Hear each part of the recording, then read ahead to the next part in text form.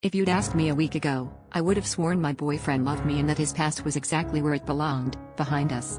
So when I dropped to one knee at our friend's rooftop party, heart hammering, ring box in hand, I thought I was the bravest woman in the world. Everyone went silent, staring at him, then at me, faces lit by city lights in anticipation.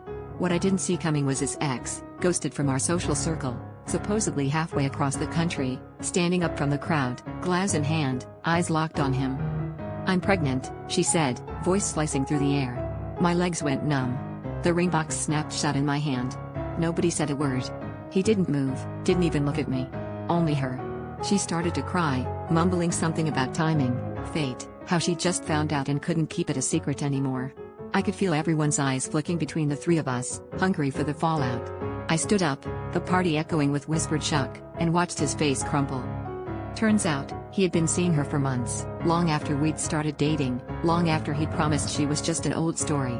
Our mutual friends began piecing it together, late-night work emergencies, weekends he'd claimed to be visiting family, the cryptic texts he'd brushed off. He tried to apologize, but the words just tangled in his throat. The ex didn't apologize. She just stared at me, almost daring me to fight for him. Instead, I walked out, leaving them in the center of the mess they'd made together.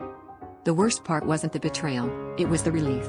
I'd spent months fighting a nagging feeling, swallowing doubts, convincing myself that love meant trust and trust meant forgiveness. But in that moment, with everyone watching, I realized I'd been holding on to someone who was never really mine. The shock wasn't that he cheated, or that she was pregnant. It was how free I felt as the elevator door closed, like I'd finally woken up from a bad dream I'd mistaken for a fairy tale.